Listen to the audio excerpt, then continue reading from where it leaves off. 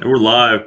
Hey, everybody, thanks for tuning in. This is Todd Schroth, the Agents Who Win, and my partner, Melissa Miller, the rock star of South Florida. We are in the presence of celebrity HGTV multi-star. I believe it's 2 or 3 times you've been on?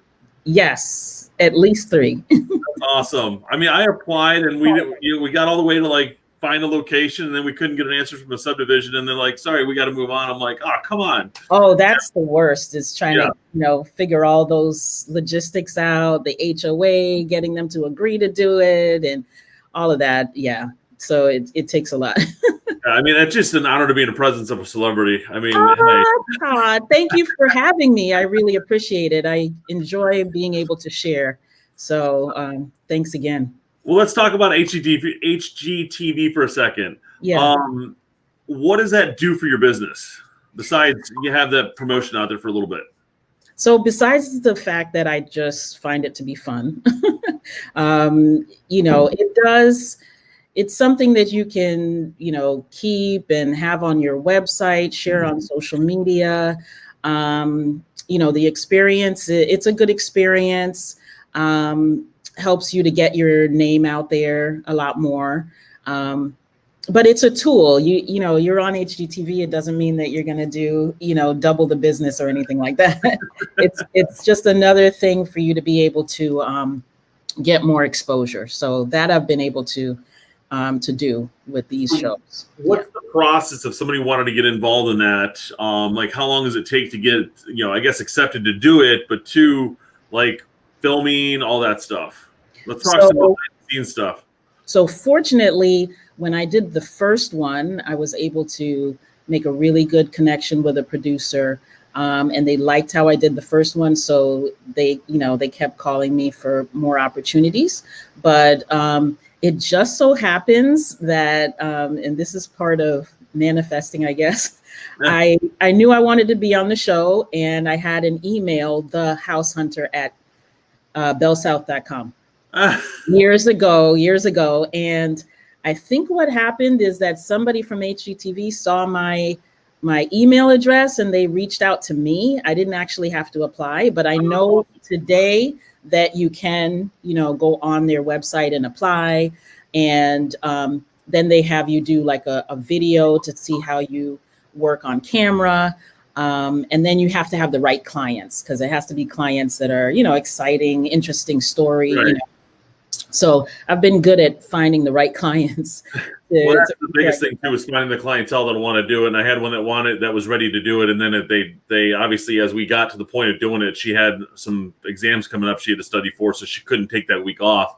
Yeah. It was a long contract process too. So it was really cool. We had the opportunity. Yeah. Not every client is like excited about doing it. Right.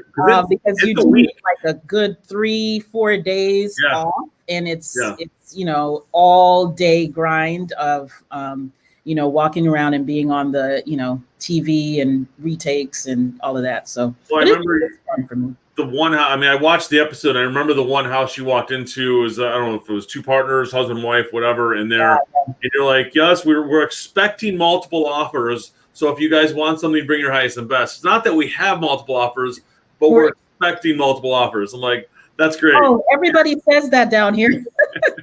They didn't even really get the home fully on the market. Oh, we're expecting multiple offers, which, the market, that's. It is. As long as your house's price, condition, location is all top 3, you're good to go. You're good to go. I thought that was funny. I'm like, we're expecting. Agents do call us and say, hey, you've got multiple, do you guys have any offers? I mean, no, but we've had 7 showings and I'm expecting 2. Nothing on paper yet. Right. But hey, Melissa, I want to offer you $350 on that house. So guess what? You do have an offer on your listing. Right. It's just not writing. Right. So anytime you need an offer, let me know. That's the world we live in, Todd. I tell you, that's awesome. How it is. Yep. Life so you're about 13 months into your move from Remax over to EXP. I know we were both at Remax. I mean, how was the transition for you, switching brokerages and all that? Well, in the very beginning, I was like, what am I doing? After 15 years, but it just turns out that I did it at the at the right time. We were right at the beginning of the pandemic. Yeah. When a lot of offices were closing. I made the move before, all of that came to light, really. Right. So it was at the perfect time. And for me, with a brick and mortar location, to be connected with a company that is, fully online, it worked out really well because we were able to seamlessly transition. At the time, I think I only had 3 or 4 agents at the time. So, but we were able to move everything online, trainings, all of that, and just, take off from there. Of course, the logistics of onboarding and all that kind of stuff, we had to go through that, which took a couple months. But after that, it was smooth sailing. And really excited because we were able to really grow from there. So you have a lot of agents that want to move companies, and what is a big whether it's Remax to EXP, Remax to Keller Williams to Coldwell Banker, whatever it is, what's a deciding factor to make you want to make a move? Especially when you've been somewhere for 15 years. Yeah, cost. Okay, true. So, one of the things that I was looking at, because I was spending quite a bit, and I wanted to be able to grow my team without it killing me in costs. So when I looked at the numbers side by side, it just seemed like a better opportunity. But of course, I loved where I was, but I just looked at the bottom line numbers and I said, you know what, this is something that's probably best for me to do now, considering what my goals were for last year. And I was able to attain those goals by doing that. So I think that regardless of what company, nowadays it's more about what your numbers are, because if you're saving money, that's money that you can turn around and put back into your business to help it to grow. Whether it's more leads or putting together the framework for recruitment or whatever it might be, you have more money to build your business. So that was key for me. Okay, awesome. Yeah, for us too, it was like we wanted to grow, and I think our growth was just without owning the company, we were limited on what we could do without getting costed out. Right. And it has allowed us to invest more back in. And since we've switched brokerages, our team has grown exponentially. And and what is the makeup of your team now? How many people do you have on your direct team? So I have to keep checking because every week. So I was at, let's see, probably around March, I was at like 3 agents. Okay. And currently today I'm at 16. So, and we have about 6 agents that are looking to come on board in the next couple months. Okay. So we have a goal of, we have a big goal, anywhere from 40 to 50 agents at the end of the year, because that's— Is that in the Melissa Miller group, or is that in your organization? In the Melissa Miller group overall. My personal team, I'm thinking that we'll probably cap it around 30 agents. Okay. Because, it was always my intention to have like a more intimate team and not get too big, because there's a lot that we do for our agents, and we want to be able to continue that without sacrificing any of the our value proposition for our agents. And that was us too. We were small, and then we ended up getting bigger, and we've had to build. We've had to grow within. So, what is your you're still in production. I'm still in production. We're still selling a good amount of property. Yeah. And so what does your leadership within look like? So, I'm very involved with my agents. So we meet every day. So I have sales meetings on Monday, which lasts about an hour. We catch up on, market stats, what's going on with the agents, how they did last week and all of that. And then I have huddles on Tuesdays and Wednesdays in the morning, first thing. To hear their numbers, and then on Thursdays we have role play Thursdays with my sales manager, because once we started growing, I knew that I needed help, so I hired a sales manager, which has been great to help us to bring on the agents, do the onboarding. And so we work side by side to make sure that that's progressing. And then on Fridays, I have my SMART meetings with each one of the agents. We spend anywhere from 20 to 30 minutes going through what their week was like, what their numbers are, and what they project for the next week and how we can help them to get there. So I'm very involved. As you grow, so you've got 16 people on your team now. How many is admin and how many is sales? So the 16 did not include admin. Okay. So the admin, I have a sales manager, I have a marketing admin, I have an administrative manager, and that administrative manager also helps with transaction processing, and I have another transaction coordinator. So four people. So you've got 20 people that are under the Melissa Miller group right now. Yeah. Mm-hmm. Of which 16 of those are in sales. Do you have like a listing buyer specialist, or do you let everybody kind of handle both, and some that have more the specialist role? So we started off that way, with the buyer specialist, and then we wanted to have a couple of listing agents that's focused on that.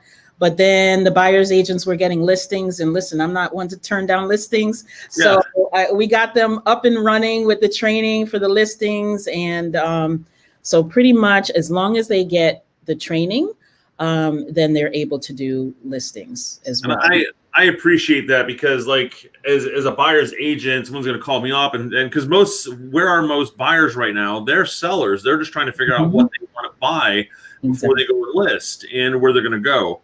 That's the problem. The lack of inventory right now is nobody has anywhere to go. Yep. And if you have a seller contingency, most likely you're not going to get your offer accepted. Right. And so it makes it even harder to get their home on the market and play the strategy game.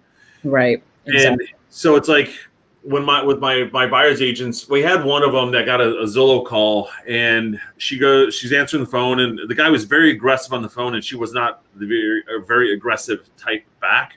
So it kind of threw her off. I'm like, you know what? Let's take this as a training call. We did lose the opportunity. I know one agent on our team could have steered the conversation correctly, but everybody's got to be able to understand the listing mentality. Absolutely. And are a buyer's agent, you still need to understand that. Yes. And so we're sitting down and going through everybody on our team as a listing, just so they understand the process of what our value props are on the listing side. Exactly. Yeah. Because I can tell you that if you're talking to, if you get a Zillow lead and that buyer/seller is ready, come to my house, see my house, I'm ready to put it on the market. Like, you don't want to say, well, hold on one moment, let me get a listing specialist. No, you already probably, had a vibe with that person and everything. They're probably not going to want to be transferred to somebody else. That's my exact analogy too, is because now you and I have a relationship. I don't, the person I may refer you to as my listing specialist may not like you. And as I say, like, they might not like my personality, the way I do things, but they love the way you work. So I'll coach you in the background on how to do it. We've got a couple of us that are heavy on the listing side. The others are, as the calls come in, it's usually buyer calls that are coming in. Yeah. Also sell. Cool. All right, let's help. And you understand what's going on there. Absolutely. Yeah. Have them all armored and ready. I know some teams that do it separately. I don't know exactly, what their techniques are.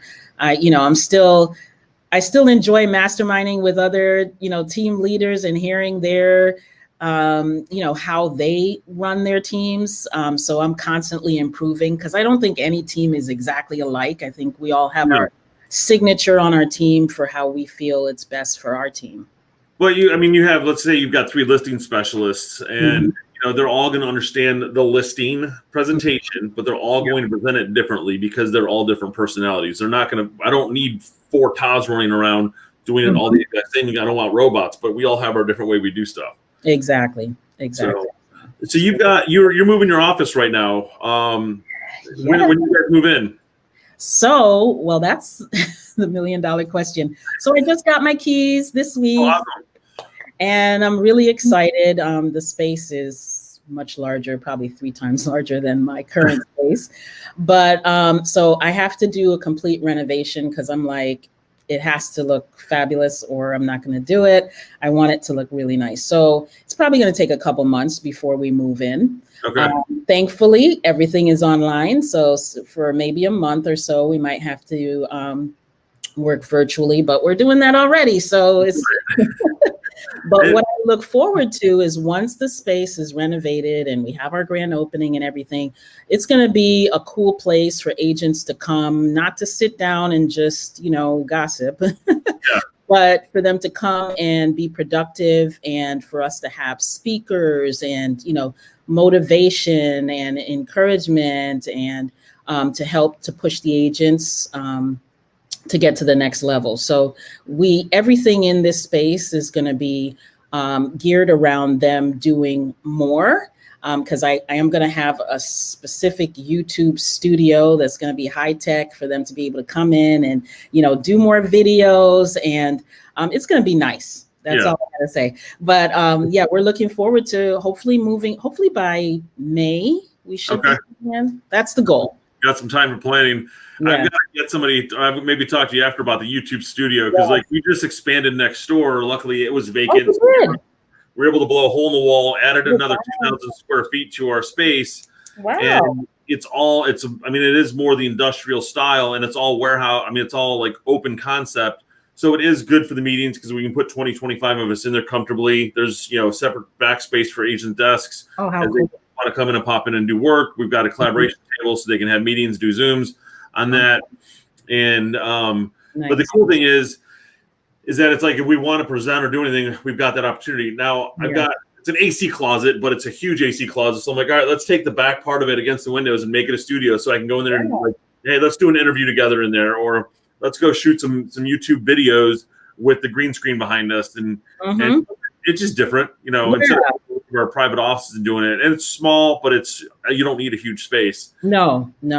Yeah. I know exactly where I'm going to put it. And, I did some research online to see what kind of, equipment I need, and the lighting and all of that. So I'm really excited about that, getting that. You'll have to share some of that with me, because I've did the same thing through Amazon, and I've sent most of it back. Yeah. And I'm like, oh, there's a cool package for a YouTube studio for $189. I'm like, but the lights I'm using right now are $189 each. So I don't know why I bought this $189 package for a whole YouTube studio. Yeah, I'm still researching all of that just to make sure, checking the reviews and all of that. But I would love to see some of that afterward. Yeah, absolutely. So as you grow to 30 people, what does your leadership look like? Are you going to try and still be 100% involved with every agent, or are you going to do like a sales leader model where each one has like 4 to 5 or 6 agents that they're kind of responsible for? Well, I believe in you live and you learn. So I'm still trying to figure out exactly. I love working with my agents. I love that for them to, check with me on how best to work a deal if they need advice or whatever. So I don't see that changing. However, if there's a way that we can become more productive, because I'm definitely going to be moving more into the rainmaker position, and bringing more exposure to the team, our branding, getting, working on all of that. But I don't want to be one of those team leaders where I'm not accessible. I think I'll always be accessible. Otherwise, I think I'm getting too big. Yeah, we want to get big, but we want to grow smart. Right. And our model is, we've gotten to this point because it's hard for me to be in production and sit down and do weekly one-on-ones or monthly one-on-ones. Right. And so that's what I see might change. Yeah, so our coach has kind of given us the direction of, okay, find a sales leader who you think in the team could be a good sales leader, get them 5, 6 agents to work with. And then, and we just got off a call before this and kind of how to improve upon what we're doing. Second one's there now. He's got a couple of agents, so we're grooming him to be better. But we got to get on the same path for both. And we just brought someone else in that we're going to groom to be another leader, because we want to grow to 30, 35, 40 agents on the team, because there's opportunities there that we need the manpower to take care of. Obviously, the 15 we have now, we want them selling as much as possible. We also want to make sure the opportunities that they're given, they have the time to follow up on as well. And you got too many things coming in at one time, I think they're all just going to get lost. Yes, and I think it's real because my sales manager, she's working with some of the newer agents, through some of our training, because we do have a coach that's specializes in teams. Yeah. So, with all of the tools that they've given us, we make sure that the agents are fully trained, and she helps out with getting them through that process. And then they transfer over to me, just as a way to just check in and make sure that they're operating based on our core values and, the way we want to treat our clients and all of that. Because I think that if they're off on their own and they don't have that connection with us to make sure that things are running as they should, then I think that, the brand will get diluted. And our service, we provide concierge service, and we want to make sure that that stays intact. Well, I think if you do kind of step out a little bit, we're seeing some of those growing pains right now. Some a little bit now before we go 6 months in, and we've hired another 10 agents, and now you're trying to clean up a bigger mess. So it is exactly get it going now. So, what is your SMART meetings? Are you? And I know there's an acronym for SMART, but I can't remember what it is. Specific, measurable, attainable. What's the T again? Oh, time-based. Okay. Yes. So you base your Friday meetings on that? Yes. Okay. So that's where we're talking about their specific goals, because at the beginning of the year, I find out what their goal is for the year, and then I divide that by 12 and make sure that they're staying on track. And then we also want to make sure that it's attainable. We might have to adjust their goals as they go along, maybe increase their goals if they're doing really well. So it's just a way to check in every week, because those 52 weeks go really quickly. So if we're not like staying up on what their goal is and where they are right now, then things can just turn 1 month into the next month. And then at the end of the year, they're like, oh my God, I didn't get anywhere near to what I wanted to. So it's really important, I think, to meet every week and discuss specifically their goals. And that is a good idea. And it's like, how many contacts they need to be in front of to hit those numbers. And that's a big thing. Because if we're only giving you 10 opportunities a month where you should be getting 25 to 50, depending on the lead source, how are we doing on that conversion? And I've got one agent right now who I think we had her at 24, maybe 18. And she's got 6 active buyers right now that'll close, and she's still got new stuff coming in. And I'm like, let's get you to the 30, let's push you, because I know what's going to happen. Well, you know what, Todd, that one thing that I learned from my coach is that, because the funny thing is that I have a couple of agents that we have a lot of leads, and they call me and they're like, please shut it off. Please turn it off. And, they're the ones that get they're closing the most deals. Yeah. Because they go back and, draw from their pipeline and follow up, and they draw from those clients, and they're able to actually get them closed. But when you keep having, new leads, they tend to start cherry picking instead of really digging in and into their pipeline. So, just trying to find that balance of how many leads come in and what they're able to handle is important. That's where we realized we needed to grow, because we had the opportunities coming in. I didn't want to shut it off. Yeah. And they end up cherry picking, and we've lost millions of dollars in commissions because we didn't sit there and work on the old stuff. We're always focusing on the new stuff. Exactly. Something else I want to ask you. Oh, so you're still coaching with Workman, right? Yes. Okay. So I love his acronyms: BAM, RAMP, AMP, and SLAM. Yes. And so you guys are diving into those programs, and RAMP is Rising Agent Mastery Program. Exactly. How do your agents love that as a new agent? Oh, they love it, because it starts with what is your big why. Okay. And if you start with that, that's like the foundation for everything that you're about to do. So RAMP, I think, is an excellent intro to kind of start the mindset and the business plan and all of that. And then I have them move on to BAM. So that's also part of my SMART meeting. Buyer Agent Mastery, in case you're wondering what BAM is.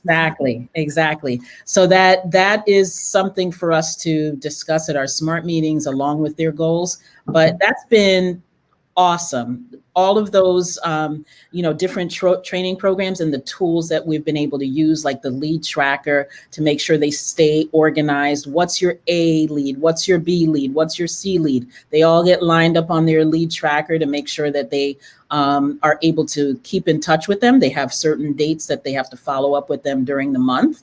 Right. And they love it, because really, if you want to do business, you have to be disciplined. And so many of us are not. We're all trying to get there, but this helps to kind of push you towards that discipline. And then we also have an app where we can put in our points, and it's kind of fun to try and get to the 61 points that they advise us we should get. So they do that every day. They have a buyer consultation. They have a listing appointment. They put in their points. So these are all things we can talk about at the end of the week to make sure they're on track. No, it's cool. I know it's all recorded stuff. And this is for mine because I would love to go back and watch it. I'm actually a member of the program. I just need to dive into it. What's the time frame if I want to watch Ramp? Like, how long is it? I know it's like a 12-week program because they want you to block it, an hour a week or whatever. Yes. So it's supposed to be 12 weeks, but like I have a new agent, she did four in 1 week. Okay. So we went through all, 4 of the chapters. That was a long meeting, but you're supposed to take it like once a week and absorb it and really follow through because there's a workbook. Yeah. So we're filling out all the questions and all of that. But for those because we don't let them get the leads until they finish their training, at least with Ramp. And so some of them are very motivated to start getting leads. So they start going through. So I've seen people do it in a few weeks. That's one of our 0 to 100, our 0 to 30 is learning our systems, our follow-up boss, our YLOPO, contract work, all that stuff. I'm like, once you have that, then it's, we're going to turn on, we don't call them leads, we call them opportunities. Okay, let me make a note. Because everything is an opportunity. Yeah. But the, it's like, and I'm like, if you are, and I want you making money because you're not making money, I'm not making money, and I want you to be out. I don't need you like 60 days later. I can't pay my bills. I have to leave the team. And so we want to get you on opportunity generation as fast as possible. And so it's like if you can knock that 30 days out in 2 weeks and we feel you're comfortable, cool, we're going to kick it on. I've had a couple that did that. And in a weekend, I had the one agent that did that. It's 12 hours. They're like, by one of my people that I know, they're like, yeah, we just, we get our mortgage license. And, I had some people who are so motivated. They just took it over a weekend, 20 hours of online class over a weekend. I'm like, yeah, that's not going to happen.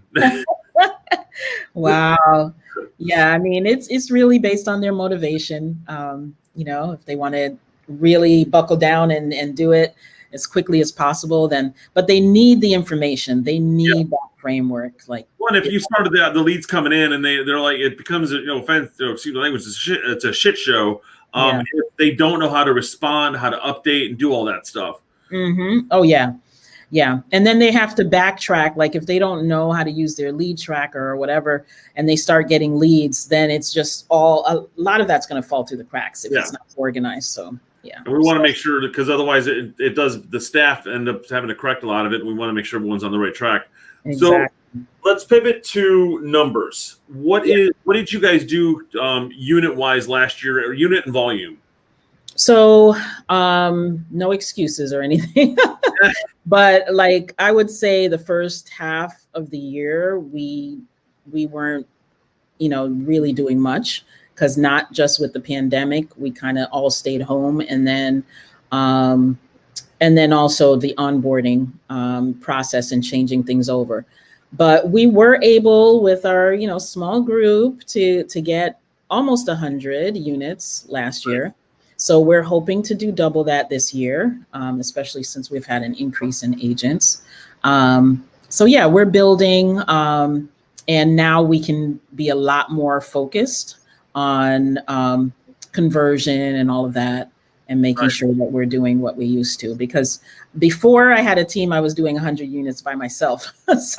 So with a team, I'm sure we can do much more than that. Well, I mean, there's 15 of us now in sales, and last year we did 128 with, I want to say, 4 of us. and it was between 4 to 5 because I had some movement through the year, and it was with COVID. I ended up closing 68 personally. The other 60 was done with the team, and we had some that kind of faltered during COVID because the lead count was still there, but the people were just like, we're gonna wait, and February, one of them had 18 buyer appointments, and it was like all of a sudden March hit, they're all gone, and a couple of those have come back. The other ones are just gone. But with the team we have now, my coach is like, all right, let's put it at 250. I'm like, wait, if I just get them all selling a house a month, really, we're at 300. And so we're going to try to triple our business this year. And, we're not stopping hiring or recruiting, but we're going to, narrow down who specifically we want to join our team. We have a great group now, and we want to add 2 more great people. Absolutely. That's awesome. Yeah. So you're also doing a let me back up. One of the things I want to ask you was your top lead generation. What do you guys do for that? Okay, so we do have Zillow. Okay. And then we have funnels that we've been using, and the funnels have been awesome. We've been focused on several things. We've been doing the express offers. We've been doing, and for those that don't know express offers, that's similar to Zillow offers. And then we've been doing acreage properties, and we've been doing new construction, and what else? But we've been getting a lot of business through those funnels. Social media, Instagram ads, Facebook ads, and the price per lead is so much better. So we're looking to do more of that, and cut back on costs for some of the other lead generation. We have KV Core as well, and then Making It Rain. Yeah. So you're running that. So your Zillow, are you guys trying to eliminate or just keep your basic budget there and not increase that? Well, last week I would have said this week they released some zip codes and I grabbed them. But I think right now I'm going to just keep it where it is, and then try to focus on the funnel, since the cost is just so much better doing that. So that's what we're going to try to nail that down a little bit better. The new construction funnel, we've had some growing pains with it, and Rachel's like, let's just get rid of it. I'm like, no, because Melissa's killing it, and Chris is killing it. I'm like, we just need to get with them to figure out how they're killing it, because I know we can do it, and we go to find out. It's not easy because we've had to tweak it in different ways, and then Facebook keeps telling you that this ad is not approved. But where we've really seen success, and I don't think every agent is taking advantage of this, is the retargeting. Getting out there, doing some videos so that you can get the retargeting benefits, because not everybody's going to click on a static ad, but if they see a video of you explaining, whatever the funnel is, explaining how we can help them and, what services we provide, we get so much response from that. So that's really the big thing. And the autoresponder inside the program, I watch the conversations, and they're like, I didn't know those were there. I'm like, this is why we sat down and went through the first day. And I'm like, why we're not having success when I don't know why, but all my computers, when I turn them on, they all show the old messages. And I'm like, sounds great. Look forward to your call. Look forward to the list, etc. I'm like, did you guys send this stuff? Yeah, you have to pipe in with a lot of those too. So that, but fortunately, my sales manager, she's really on top of that. Like almost every week, she's having to call and just tweak some things. You got to record your stuff too, because we just had one of our, we had to move an opportunity from somebody else because there was no notes. Come to find out, they're talking to them outside of the system, but you put the notes in the system so we know the conversations are happening, and that way we know the stuff is successful, because the AI, the artificial intelligence, is working the way it's supposed to, and it's creating the conversation. I've been on a couple of appointments where I look at my calendar like, where did this come from? I go back and look at the lead. It's a whole thing. They said it in Calendly and like all automated. I was like, okay, I'll be there for the listing, or I'll be there for the buyer. Right. There's a lot to it. It's just know all the ways to really make it run efficiently and become productive. So pivoting from that, do you guys have anything new that you're looking to try in 2021, or you're going to keep just refining what you're working on now? Because you have like 5 things that you're doing. We keep adding to while trying to refine, and I think we add too much stuff. Yeah. But I see an opportunity with somebody else doing it. I'm like, all right, we got to go in on that. I got to go in on that. But I'm not getting rid of the other stuff because it's kind of working.